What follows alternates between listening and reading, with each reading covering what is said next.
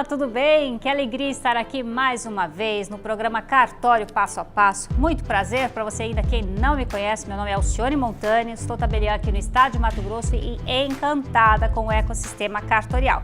E por isso tem esse programa aqui para trazer muita informação para você, para sua família e para os seus negócios. Hoje vou trazer as notícias que saíram na imprensa relacionadas ao ecossistema cartorial. Uma delas é no Instagram, falando sobre a ata notarial, um conceito diferente do que é o real. E você vai saber de verdade como é que funciona a ata notarial. Além disso, vou falar sobre testamento público, a diferença com o testamento vital. Já ouviu falar sobre testamento vital? Não? Você vai aprender hoje aqui no Cartório Passo a Passo. E para finalizar o programa, tem uma entrevista imperdível com a doutora Fabiana Mendes, advogada há mais de 12 anos, especialista em direito imobiliário e planejamento patrimonial. Então, se você está pensando em planejar a sucessão dos seus bens, este programa é para você. Corre lá, pega papel e caneta que eu volto em 2 minutos. Até já!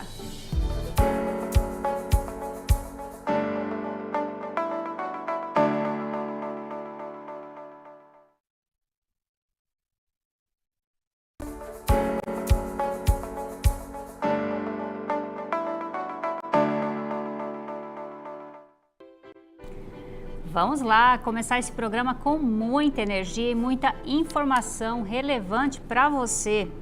E neste quadro eu vou trazer notícias relacionadas ao ecossistema cartorial. Então, antes de começar, deixa eu já te falar sobre o concurso público aqui no estado de Mato Grosso. Ainda está suspenso, tá? Então, continua estudando, aproveita que a contagem do prazo ainda não começou. Aproveita para continuar estudando. Outra notícia, eu quero trazer aqui um vídeo que eu vi na internet, no Instagram propriamente, e que traz uma desinformação. Isso é perigoso, porque quando a gente está nas redes sociais, falando, tem autoridade, leva as pessoas a acreditarem.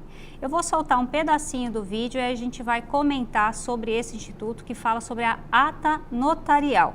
Por favor, coloca o vídeo. Todas de utilizar a ata notarial nas suas provas digitais, porque a ata notarial não segue os 3 pilares mais importantes, que é autenticidade, integridade e confiabilidade, ou seja, é uma prova que pode ser facilmente contestada. Olha, esse vídeo foi retirado de um perfil que chama o Novo Investigador no Instagram, e ele fala muito sobre a ata notarial, dizendo que é facilmente contestada, que os clientes dela adoram quando é utilizado como meio de prova. E a propósito, eu quero até agradecer a doutora Daniela, que me mandou esse vídeo, falou: doutora, isso aí é de repercussão nacional, precisa ser divulgada essa informação, esse esclarecimento para a população. Então vamos lá, respeito quem diz o contrário, mas nem tanto assim, porque é a minha atividade diária. Então, a ata notarial é um instrumento público, lavrada por um profissional do direito qualificado, aprovado em concurso e é realizado com todos os meios de segurança necessários. E ali o tabelião, de forma imparcial, vai analisar a situação e lavrar de acordo com os sentidos dele. O que quer dizer isso? Se eu pego uma conversa de WhatsApp, simplesmente não basta fazer prints e juntar. Tem um critério para se fazer uma ata notarial. Vai se verificar qual é o aparelho, de quem que é, qual é o momento que a pessoa levou ao cartório, né, quem que está requerendo. Tem uma série de dados relevantes, né, para demonstrar essa sequência de informações que foram coletadas. Agora, uma vez realizada a ata notarial, de qualquer espécie, seja de conversas de WhatsApp, de Instagram, de mídias sociais diversas ou de fatos presenciais, ela é um ato, ela não é irrevogável, né? Não significa que não existe prova em contrário, mas é muito difícil de apresentar prova contrária. Por quê? O tabelião, ele é imparcial, ele não vai pender nem para um lado nem para o outro, ele vai seguir as regras, tanto que estão em leis ou em normas administrativas regidas pelo estado em que ele está. Então, aqui no estado de Mato Grosso tem normas da corregedoria, tem provimentos que ditam como é que pode ser feita uma ata notarial. Então, não é assim, existe segurança jurídica, é um instituto muito forte, utilizado como prova, sim, no meio judicial. Então, se você se utilizou de uma ata notarial como prova, diferente do que foi falado nesse vídeo, é sim uma prova quase irrefutável, tá? É uma prova muito forte. Então, eu quis trazer esse recado, não dá para acreditar em tudo que está nas redes sociais, então para você que de repente viu esse vídeo, fica aqui o meu recado e para mais informações você pode perguntar no cartório mais perto da sua casa, o cartório de notas, né? Se informa o que é uma ata notarial, como é que funciona e como é que funciona como meio de prova para ações judiciais, tá bom? Vamos lá, tem mais assunto. Quanto tempo eu tenho? Veja para mim, por favor, Giovana. Vou trazer aqui, ó. Assunto, coloca a minha tela do computador para compartilhar com as pessoas, por gentileza. Ó, essa informação aqui está lá no Migalhas Notariais e Registrais. Eu achei bonitinho, ele já direcionou uma parte só para notarial e registral. O extrajudicial está ganhando força em todo o Brasil. Então, aqui tem uma notícia sobre doação a descendente ou o cônjuge, além da parte disponível. Inaplicabilidade da nulidade ou da doação inoficiosa. Gente, vem para mim. Essa questão aqui é super relevante até por conta do tema de hoje, né? Vamos entrevistar a doutora Fabiana Mendes, ela é especialista em direito imobiliário, planejamento sucessório. Então, esse assunto aqui, essa notícia tem tudo a ver, tá? Então, a doação a descendente ou cônjuge, né, como está aqui na notícia, ela é possível sim, tá? Ela é possível. O ideal é que todos assinem, né? Todos os descendentes, no caso assim, você vai para um irmão, que todos assinem. Não é obrigatório, mas é melhor para evitar questionamentos futuros. Se houver se passar um pouquinho da legítima, não significa que vai anular, vai depender, ele pode compensar de repente com outro bem, né, na hora da partilha. Então é importante saber disso também. O que mais? Trouxe essa outra notícia, compartilha por favor. Isso, olha só, sem testamento, veja como será a divisão de bens de Anderson do Molejo. Já ouvi algumas músicas dele, né? Tem muitos fãs pelo Brasil afora. Infelizmente faleceu, deixou 4 filhos. Então, outra notícia que tem a ver com o tema de hoje, porque a gente vai falar sobre inventário, sucessão. Então, se a pessoa faleceu sem deixar testamento, como essa pessoa pública aqui, isso não é só com ele, isso é para qualquer cidadão que está nos ouvindo, vai ser seguido o que dispõe a lei, o Código Civil, tá? Então tem uma ordem de sucessão e ela vai ser observada. Então, se ele não deixou o testamento, que ele poderia dispor, vamos supor, de 50% do patrimônio, né, que seria a parte disponível, a parte que ele pode fazer o que ele quiser, doar para quem quiser, para um dos filhos, para uma entidade, é livre. Os outros 50% fica restrito, mais limitado, porque é considerada parte da legítima, que é reservada para os herdeiros, descendentes e cônjuge, tá? Principalmente, mas também pode ir para ascendente, dependendo da situação. Então, nesse caso aqui, do senhor Anderson do Molejo, vai ser partilhado da forma como a lei prevê. Então, se você não deixar testamento, vai ser como a lei prevê. Não dá para dizer exatamente no caso dele, porque eu não sei se é casado, regime de bens, mas se for casado, vai ser partilhado metade, né, do cônjuge, dependendo se for comunhão parcial de bens, e o restante com os 4 filhos de forma igual, tá bom? Mais uma notícia aqui, ó. Decisão do STJ reforça a importância da partilha de bens no divórcio. Gente, é muito importante você realizar a partilha de bens no divórcio. Para quê, doutora Alcione? Para quê? Para evitar a confusão patrimonial. Você vai querer casar de novo, isso é muito comum. E aí, como é que vai fazer? Pode haver essa confusão. Tem filhos de um casamento, filhos do outro casamento. Então, fez o divórcio? Aproveita, já faz a partilha e recomeça tudo de novo.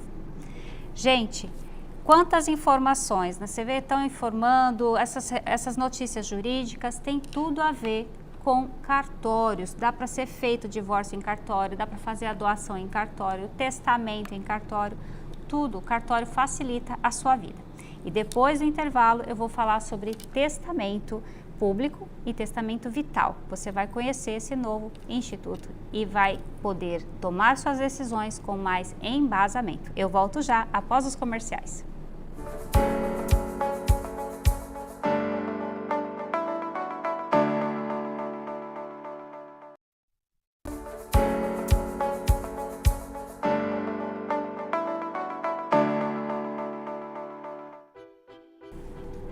Voltamos e agora eu vou falar para você sobre testamento público. Você sabe o que é testamento? É uma informação, é um documento que você vai deixar, que vai ser aberto só depois da sua morte. E tem vários tipos de testamento e eu vou apresentar para você hoje, mas eu vou falar só de 2 situações, tá bom? Quero compartilhar aqui uma imagem, coloca por favor na tela o meu computador. Isso, olha só quantos tipos de testamento, olha só, temos testamentos comuns e testamentos chamados de especiais. Tem tantos aqui, são todos muito importantes, alguns mais utilizados, outros menos, né? Só a título de curiosidade, olha, marítimo é quando é feito em alto mar, pelo capitão do navio, aeronáutico no avião, né, numa situação de emergência, e o militar, quem está a serviço, né, das Forças Armadas. Testamento comum, tem o cerrado, nunca fiz esse tipo de testamento aqui, normalmente a pessoa faz e leva, né, para o tabelião costurar, chama coser, vai costurar, selar ele para que ninguém consiga abri-lo, e se abrir vai ser perceptível. Testamento particular também, que a pessoa faz em casa, sozinho, não passa pelo profissional, pelo tabelião. Codicila é um testamento pequenininho, trata de poucas coisas. E o testamento público, é nesse que a gente vai falar um pouquinho mais aqui, que ele é feito por um tabelião de notas, tá? Então, quero trazer essas informações para vocês saberem que está acessível a todos. E o que precisa para você fazer um testamento? Olha só, trouxe essa informação que pode surpreender muitas pessoas.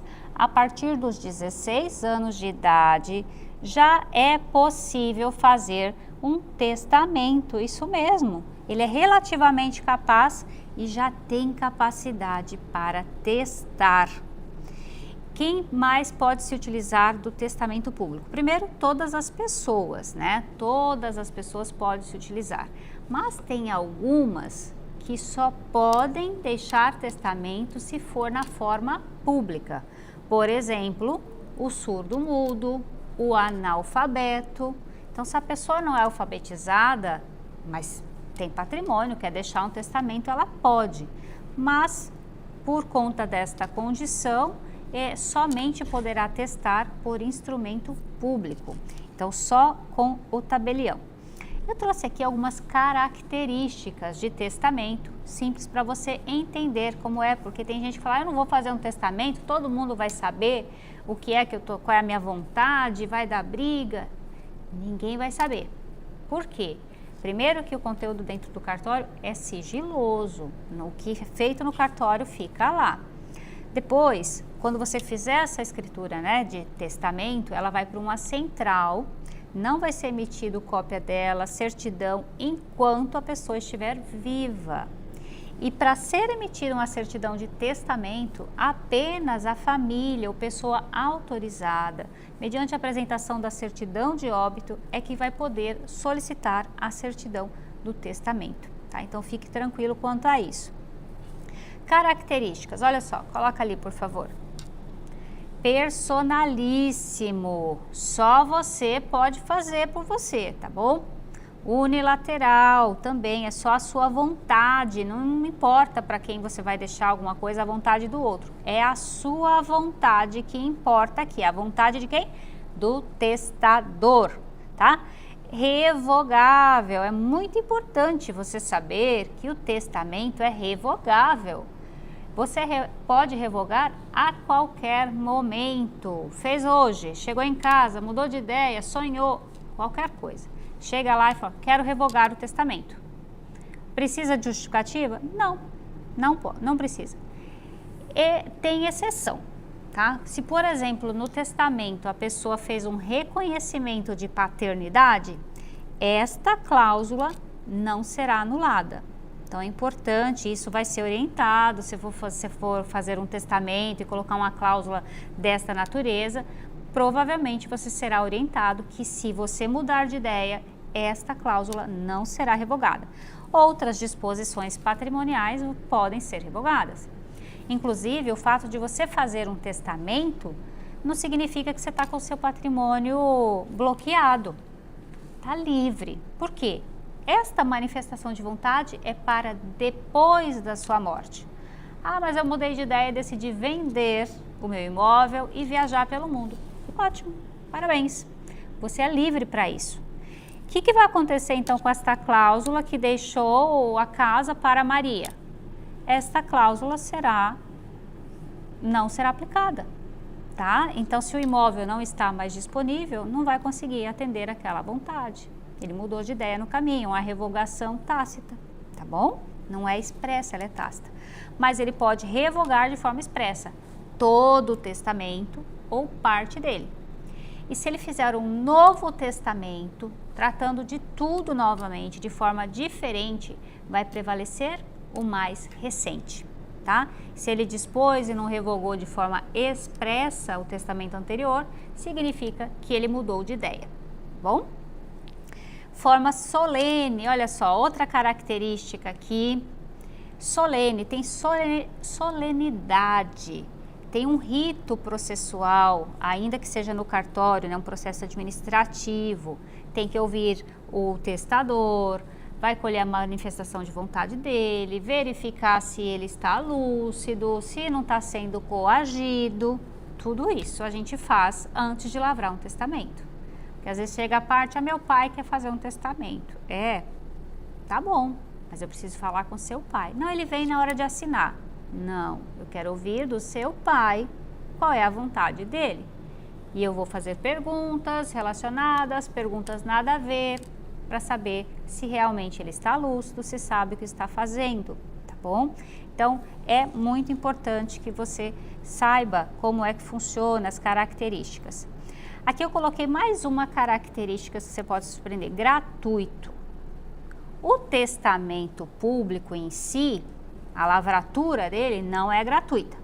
Aqui é gratuita porque o testador não recebe nada, tá? Ele é gratuito porque é unilateral. O testador vai deixar um bem para alguém, um objeto, um dinheiro, o que for, e não vai receber contraprestação, tá? Então, são estas as características que eu trouxe hoje para vocês referente ao testamento público.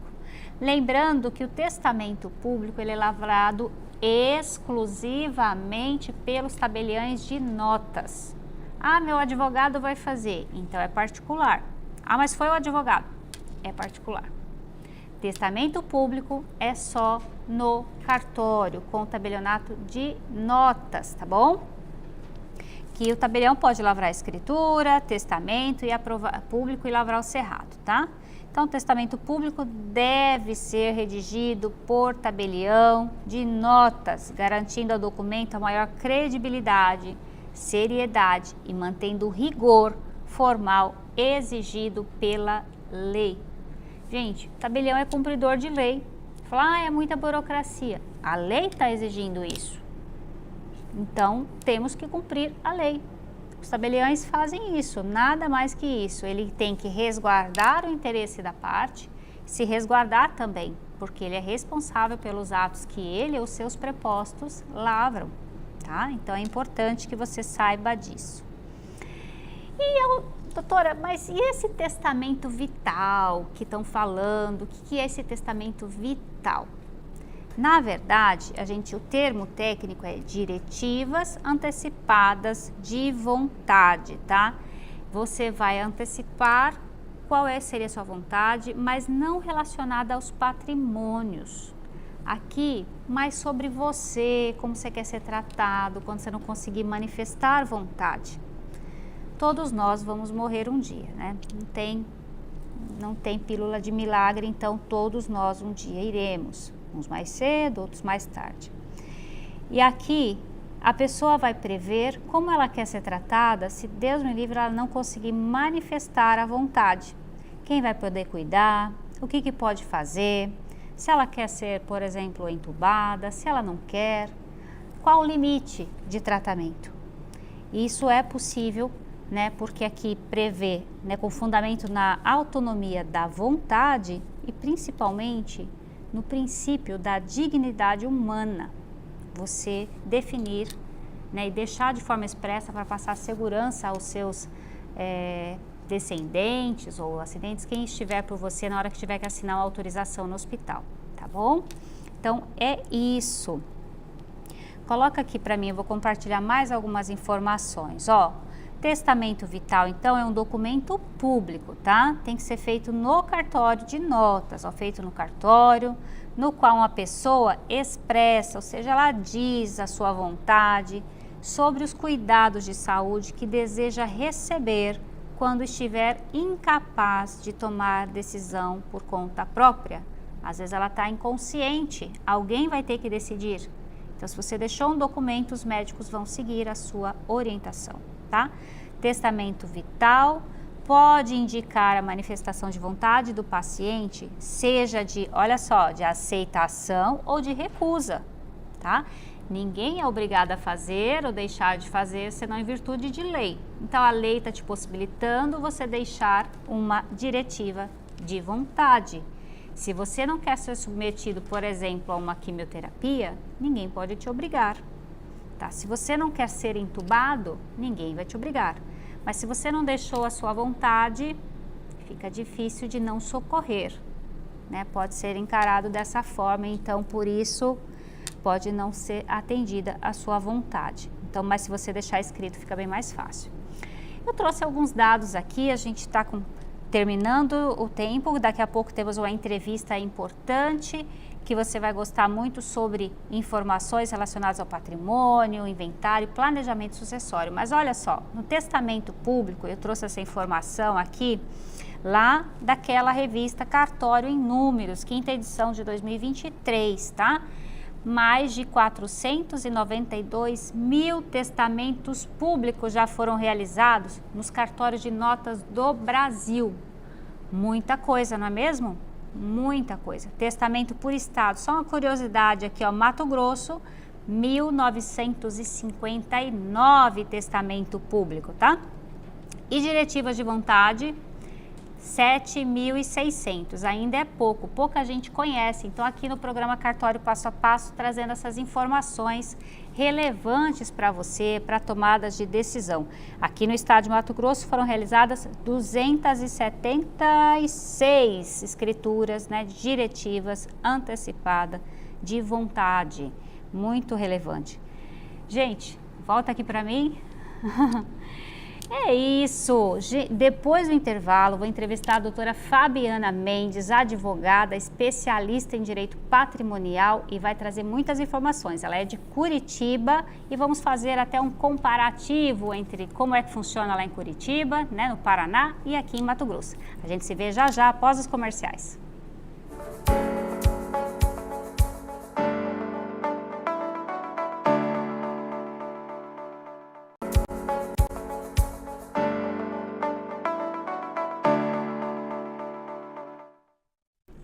Olá, voltamos e agora com o nosso quadro de entrevistas. E como eu disse, receberemos a doutora Fabiana Mendes, ela é advogada em Curitiba, especialista em direito imobiliário, patrimonial.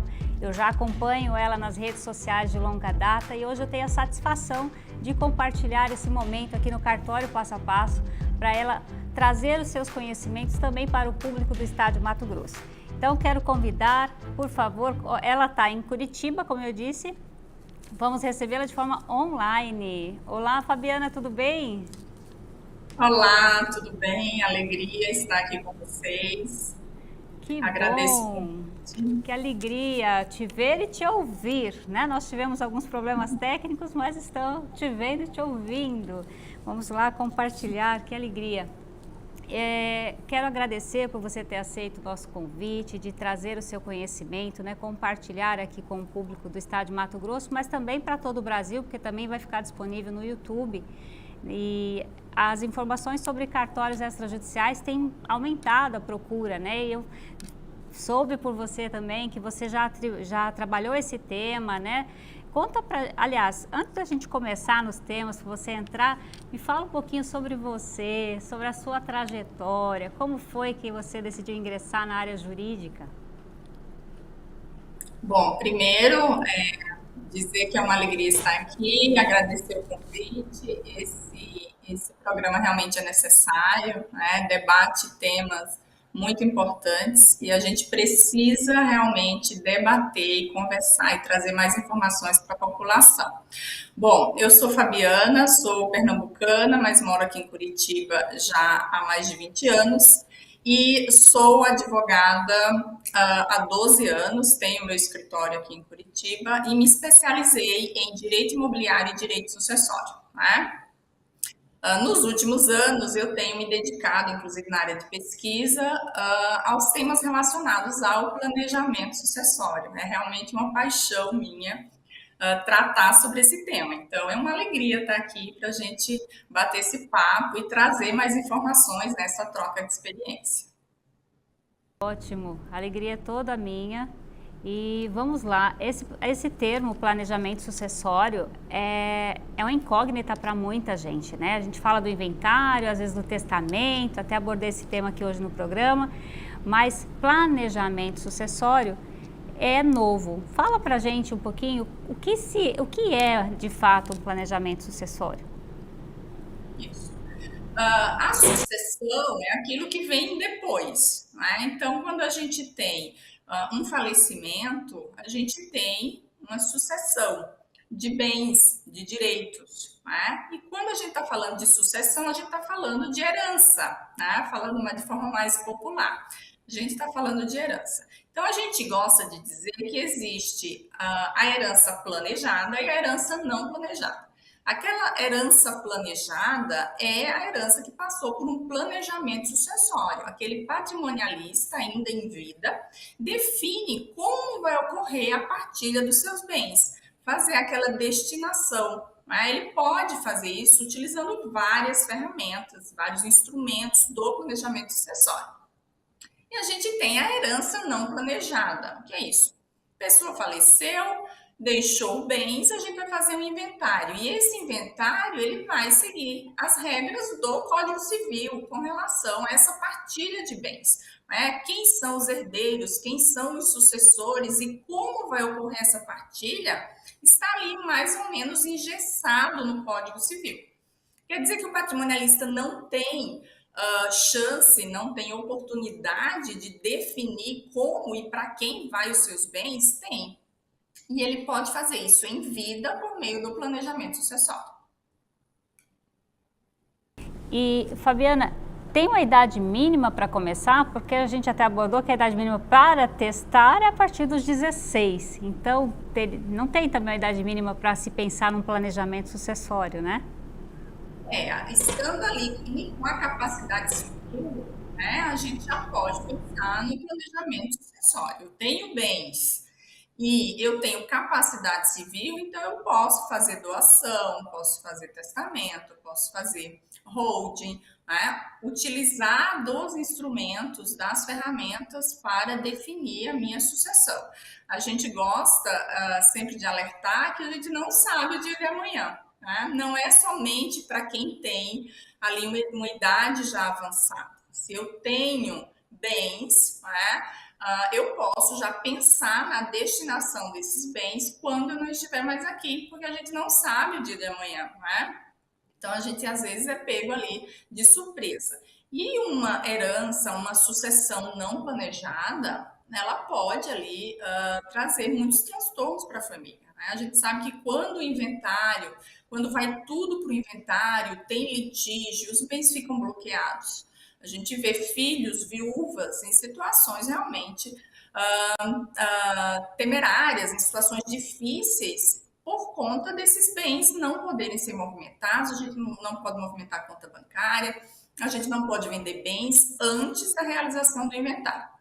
Então, quem quer evitar essa problemática, essa limitação, né, tem algumas ferramentas para fazer isso. A gente recomenda sempre que aquele pai, aquela mãe que tem um potencial de litígio na família, né, uns filhos que já estão ali em desacordo com algumas questões, ou e principalmente aquele pai, aquela mãe que tem um filho em uma situação de vulnerabilidade, seja de saúde, uma incapacidade, né? Não deixar esse filho à sorte do inventário, porque o inventário ele pode demorar muito. Quando tem inventário com filhos menores, né, menores de idade, a gente sabe que tem que ser judicial, né, e isso aí pode trazer muitos transtornos, e na prática a gente visualiza isso. A quantidade de litígio, de transtorno que as famílias passam em razão desses bens ficarem bloqueados ou os litígios em decorrência dessas desavenças dos filhos. A gente pode pensar e tentar evitar isso por meio do planejamento sucessório. Ótimo, com certeza minimizaria muito as dores, né? E também talvez até a economia. Depois eu vou perguntar sobre isso. Eu estava prestando atenção na sua fala e tenho uma curiosidade para te trazer. Aqui no estado de Mato Grosso é permitido fazer inventário, divórcio e dissolução de união estável no extrajudicial também com menores. É uma diferença que poucos estados têm, né? Então, se você quiser, pode trazer o seu cliente para o estado de Mato Grosso. Verdade, é uma exceção, sim, né? É uma exceção. A maioria não pode. Exatamente. Mas a gente está vendo essa flexibilização para essa extrajudicialização justamente para evitar todos esses transtornos. Isso é muito benéfico, né? A gente tirar, desafogar o judiciário desses processos que demoram, que são lentos, que são custosos, para a gente resolver isso na via da extrajudicialização. Isso me traz muita alegria que esteja já acontecendo aí no Mato Grosso e que nos demais estados a gente consiga também fazer dessa forma.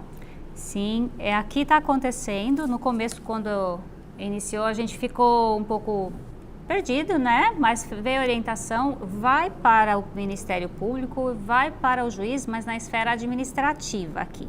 Então, o juiz, o corregedor permanente, está ali o diretor do foro, ele analisa para ver se está resguardado os interesses do incapaz, né? Seja por idade ou qualquer outra incapacidade, mas previu isso, está a minuta pronta, né? A minuta final não assinada ainda, vai para o Ministério Público com todos os documentos via PJE, mas não no trâmite regular, né?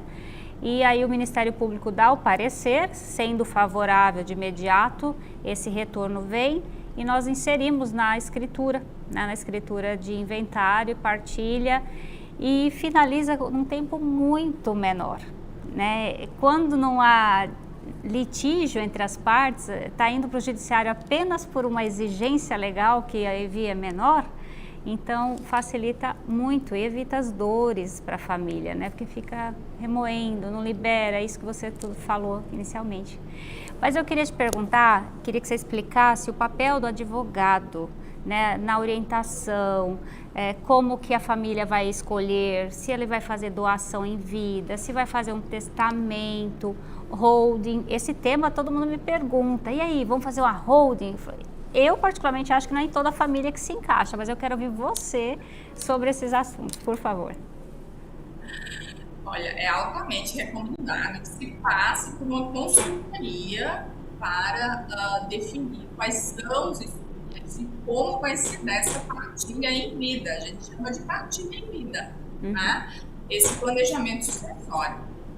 Por quê? Porque a gente tem uma grande possibilidade desse planejamento sucessório ir contra o objetivo principal, que é evitar litígio, já antecipar, né, que aquela vontade daquele patrimonialista seja cumprida, a gente pode ir contra isso.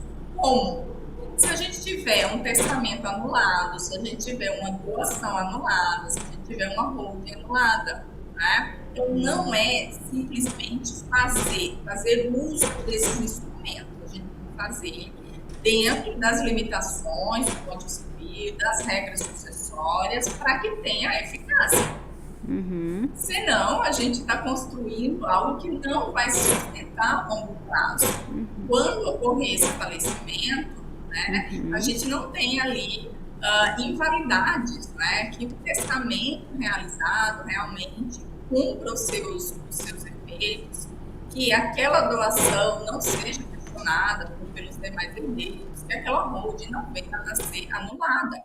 Então, quem faz essa análise é um advogado especialista na área, principalmente muito alinhado com o direito sucessório, porque as questões relativas à legítima precisam, especialmente, né, a legítima precisam estar cumprindo o que diz o Código Civil. A gente tem essa corrida desenfreada pela holding e eu tenho recebido no escritório diversas empresas, instrumentos sendo manejados nesse sentido, para burlar o direito sucessório.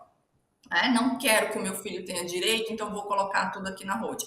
A longo prazo, né, se esse filho fizer uso dos instrumentos jurídicos adequados, tiver um bom advogado, ele pode anular tudo isso, né? Porque a gente pode fazer planejamento sucessório e deve, desde que cumprindo ali todos os requisitos legais e respeitando o direito sucessório, respeitando a legítima. Por isso que eu recomendo que se faça com uma análise de um advogado. Olha, até aqui a gente pode, até aqui a gente não pode, tem que prestar atenção nisso aqui, também para todos os instrumentos estarem ali de forma bem protegida. Quando a gente está falando, por exemplo, de doação, né, tem várias cláusulas que a gente pode proteger esse doador, porque a gente tem ali, na verdade, a perda do patrimônio. Quando eu transfiro ainda em vida para o meu sucessor, para o meu herdeiro, enfim, para qualquer outra pessoa, mesmo que eu fique com o usufruto, e as pessoas fazem muita confusão na prática com isso, mas eu tenho usufruto. Mas o usufruto é apenas o direito de usar e gozar do bem. A propriedade é daquele donatário. Quando a gente faz essa transferência sem o devido cuidado, sem análise ali das cláusulas que a gente pode colocar, a gente pode colocar esse patrimonialista em perigo, né? Porque a doação, a gente não pode mudar de ideia, né? Não dá pra gente mudar de ideia como no testamento. O testamento a gente pode simplesmente refazê-lo, né? Revogar aquela disposição, diferente da doação. A doação a gente não pode desfazer. Tem algumas exceções ali, cláusula de reversão, uma doação condicional, mas essas exceções só são utilizadas quando a gente tem um olhar de um especialista para manejar, para ouvir esse patrimonialista. O que você quer? Qual é o teu objetivo nessa doação, nesse planejamento sucessório? E a gente maneja ali cláusulas, dispositivos, instrumentos adequados para, de fato, proteger e para que esse planejamento seja sustentável a longo prazo. Número e grau. Precisa realmente de uma orientação de advogado. Os tabeliães, eles têm por dever fornecer uma orientação jurídica, né? Tá na lei dos notários registradores, mas é diferente de uma orientação mais superficial do que um advogado que vai se aprofundar nos detalhes da família, questões às vezes emocionais, né? Não é só patrimônio, para fazer a melhor proposta ou fazer várias propostas, né? E aí a família decidir como fazer. Muito interessante. Eu queria abordar agora com relação aos custos. Isso também é uma preocupação muito grande. Sempre pergunto, mas quanto vai custar para fazer tudo isso? Aí você tem que explicar, cada instituto tem seu custo. É uma doação é de um jeito, o testamento, as consequências, né, como você trouxe, se for uma doação doou em vida, exceto pouquíssimas situações que vai ser anulada, enfim. O que você poderia trazer para a gente com relação aos custos, né, de um planejamento sucessório? Os custos de um planejamento sucessório englobam primeiramente, essa análise, né? Eu gosto de fazer essa análise antes, entender o que aquela família quer, o que ela está querendo se proteger, para a gente manejar isso. Então, um estudo de viabilidade. Depois, a gente vai ter os custos de cada instrumento, né? A gente pode ter a utilização de um inventário, de uma doação, de uma holding. Primeiro, é bom esclarecer para quem está nos assistindo que a gente pode fazer um orçamento, né? O próprio cartório de notas faz isso. A gente encaminha ali, olha, eu quero orçar essas doações, como é que fica os custos cartorários dessa doação, o custo com imposto, né? Quando a gente faz doação, a gente está fazendo essa transferência de propriedade em vida. Eu gosto de falar que a gente está antecipando o inventário. Né? Porque eu vou pagar aquele imposto que eu pagaria lá no inventário. Gosto de fazer sempre a ressalva que em alguns estados a alíquota é diferente, para a doação é uma alíquota e para o inventário é outra. Aqui no Paraná é a mesma alíquota. Aqui no Paraná a gente paga 4% na doação, 4% no inventário. Né? Então a gente tem as custas cartorárias, a gente tem imposto na doação e possivelmente na holding, né? E a gente tem, se a gente estiver falando de holding, ali todos os custos com relação à constituição dessa empresa e manutenção dessa empresa. Se eu vou fazer uma holding enquanto planejamento sucessório, eu vou necessariamente abrir uma ou mais empresas e eu preciso movimentá-las. Então, eu tenho um custo ali com contador, com contabilidade. Né? Em regra, são esses os custos. As custas cartorárias para fazer os instrumentos, instrumento de doação, o próprio inventário, o imposto, no caso da doação, no testamento a gente não tem imposto, né? Porque esse imposto vai ser pago lá no inventário, e os custos da holding, que aí sim a gente tem que analisar, é um outro estudo de viabilidade que eu gosto de falar, né? Primeiro verificar ali se a holding é para sua família e quais são os custos de manutenção, principalmente, porque é uma empresa que a gente vai ter que manter aberta ali e necessariamente há controvérsias, mas eu defendo que a gente tem que movimentar essa empresa para que ela se sustente a longo prazo. Maravilha. E eu acho que é importante trazer também, como a gente está falando, né, assuntos de um estado para o outro, legislações, né, às vezes são diferentes.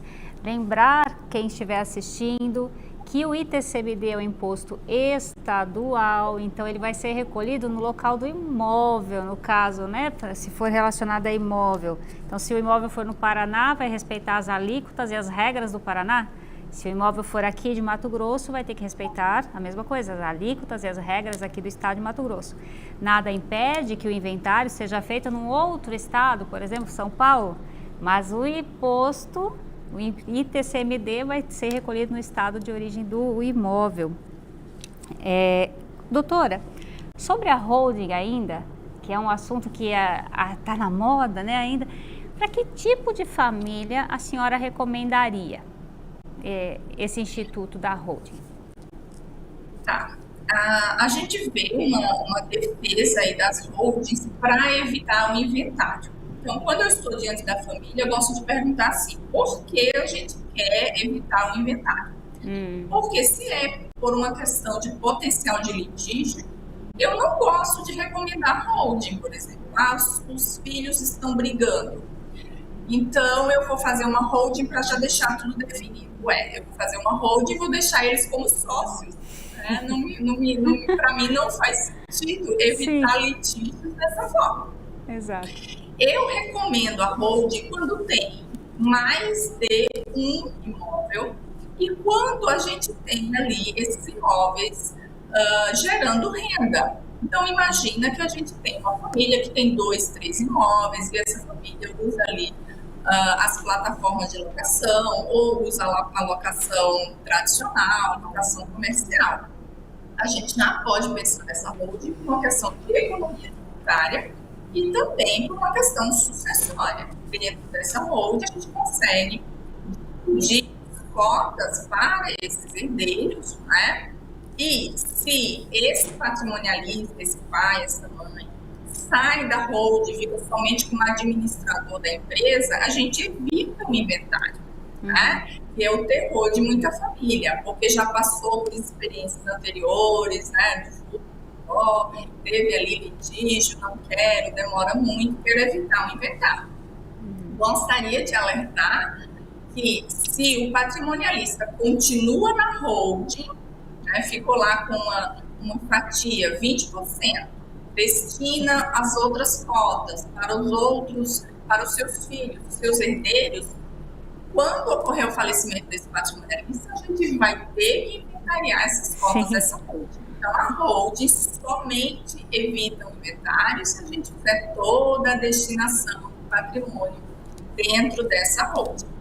Então, de forma bem resumida, eu recomendo a holding quando a gente tem um volume de patrimônio considerável, mais de 2 imóveis, quando esses imóveis geram renda em razão da movimentação dessas empresas, porque eu defendo que a gente precisa movimentar essas empresas, tá? A gente tem vários estados aí, São Paulo, por exemplo, fazendo uma fiscalização nessas holdings.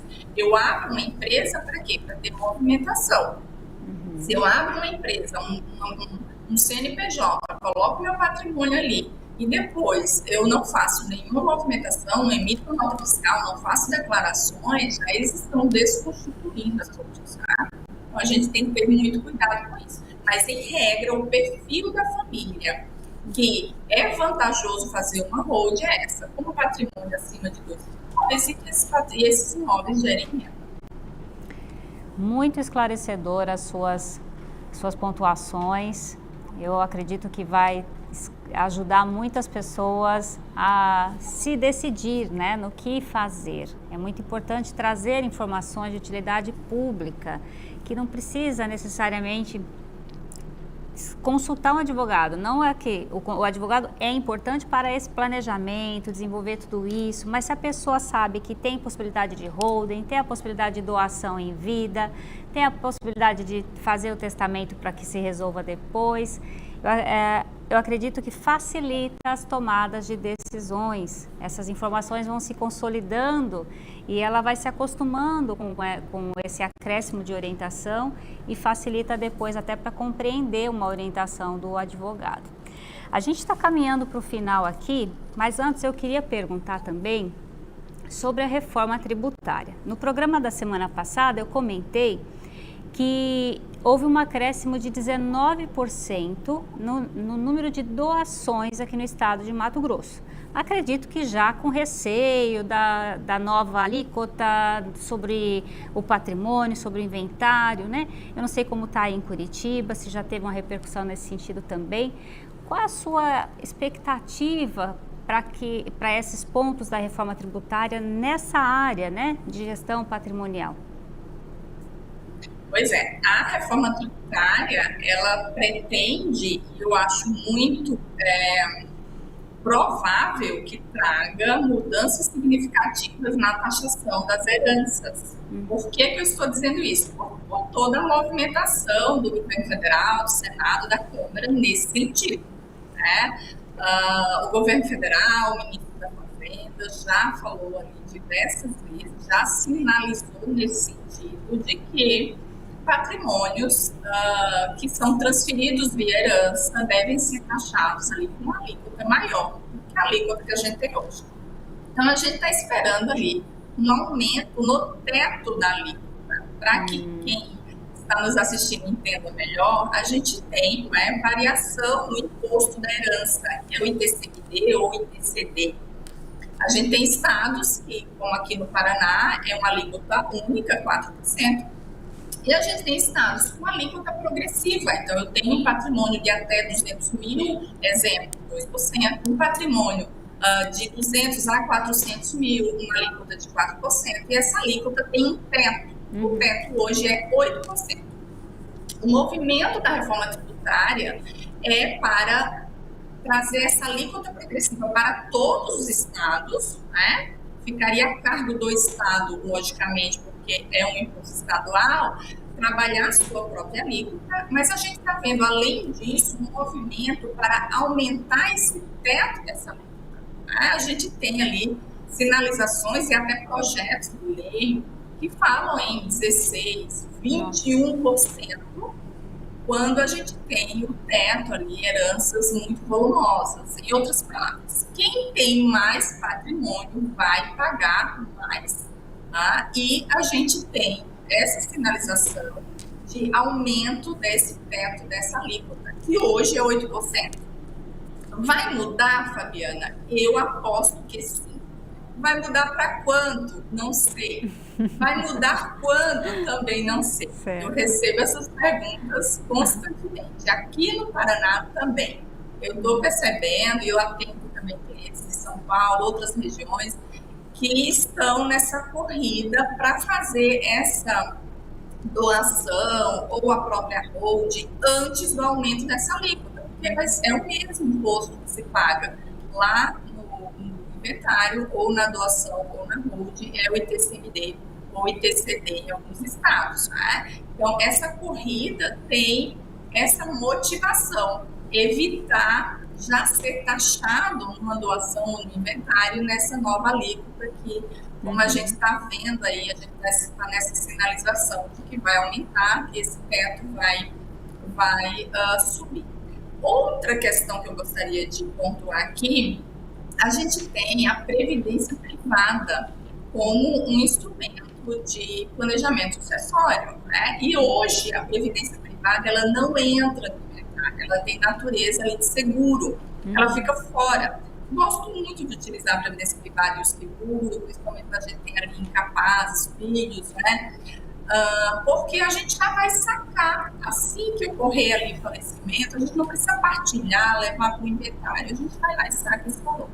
E agora, em julho, já teve uma tentativa de discussão para incluir de vida a previdência privada como herança para ser também taxada. Então, não é só na alíquota que eles estão tentando ali trazer mudanças para a sucessão, para a herança para o inventário. Está reduzindo o cerco, né? Já não vai ter mais, daqui a pouco não tem mais opção para você não ser tributado, não ser taxado. A senhora mencionou, aí são 4% a alíquota fixa do ITCMD, isso? Só para nível de conhecimento, aqui no estado de Mato Grosso é progressiva. No inventário tem uma faixa de isenção, depois 4%, 6%, 8% também. Então, mas aí já para pensar em 8, em 12, né? Mais ainda 30, é muita coisa. Doutora, comenta para a gente assim, a senhora atua também no extrajudicial, no judiciário, qual é a relevância, na sua opinião, né, dos serviços prestados pelos cartórios extrajudiciais? Tem muitos atos sendo desjudicializados, né, vindo para a esfera administrativa, né, e sendo executado pelos tabeliães de notas, principalmente, né, no caso o inventário, que antes era exclusivo do Poder Judiciário, dentre tantos outros. Qual é a sua percepção no exercício da advocacia de ter como parceiro, de repente, né, ter um tabelião da sua confiança, de poder escolher e atender o seu cliente da maneira mais eficaz? Sem dúvidas, os cartórios são nossos aliados. Eu gosto de falar que não dá para a gente pensar em fazer negócios sem os cartórios. Né? Então, são aliados. Eu também defendo que a gente tem que ter ali o nosso notário do coração, porque já tem ali a mesma linha de trabalho. A gente precisa, sim, de uma atuação fora do judiciário. Né? O quanto a gente conseguir tirar do judiciário questões desnecessárias, burocráticas, que enchem ali o judiciário, é louvável e é interessante. a gente trazer para a extrajudicialização, porque o judiciário realmente está afogado, né, e não nos dá as respostas que a gente quer, que a gente espera e no tempo que a gente precisa. Isso é muito danoso, né? Quando na extrajudicialização, você citou aqui o inventário, a gente tem o divórcio, mas a gente já tem outros instrumentos, né, que recentemente estão sendo trabalhados na extrajudicialização, recentemente, adjudicação compulsória, uso capião extrajudicial, tudo isso sendo feito de forma mais célere, né, de forma mais econômica, porque o tempo é dinheiro, fazendo isso no extrajudicial. Então, eu acho louvável, eu sempre fico muito otimista e feliz quando eu vejo iniciativas assim. No Código Civil, o anteprojeto, né, de reforma do Código Civil, a gente tem ali a gente visualiza tentativas de ampliar ainda mais esses serviços que estão no rol dos cartórios, né? A gente está vendo ali eles tentando colocar mais serviços no extrajudicial, justamente por esse movimento da necessidade de judicializar essas questões. Eu concordo também, muito. A gente procura sempre trabalhar com presteza, com segurança jurídica, eu, meus colegas e todos os notários do Brasil, né, em parceria com os advogados, ouve para atender da melhor forma possível, né, mantendo a segurança jurídica, que é o que todo mundo busca, tanto na esfera judicial quanto na extrajudicial. Doutora, eu sinto informar, uma conversa super agradável, mas o nosso tempo acabou. Muito esclarecedora. A gente trouxe hoje perguntas que é da curiosidade de todos, né? Nada assim com um cunho assim muito profundo do termo jurídico, né? Para facilitar o entendimento daqueles que ainda não estão familiarizados com esse assunto. Eu já aproveito e convido para participar outras vezes. A senhora domina várias áreas, tem muito assunto relacionado ao ecossistema cartorial. E aí, para você de casa que gostou do assunto, pode mandar um oi para a doutora Fabiana lá no Instagram, fabianamendes.prof. E é isso, nosso tempo acabou. A senhora quer fazer suas considerações finais? Imagina, eu agradeço, fico sempre muito feliz e honrada por falar desses assuntos que faz meu olho brilhar, gosto de verdade. Então, fico à disposição quando tiver uma outra oportunidade para a gente ter mais um bate-papo e estarei sempre à disposição de vocês. Até uma próxima. Muito obrigada. E para os seus clientes, seus amigos, podem assistir também pelo YouTube, no canal do Cartório Passo a Passo ou do meu Alcione Montani também no YouTube, tá bom? Muito obrigada. Até semana que vem. Tchau, tchau. Tchau, Fabiana. Um beijo.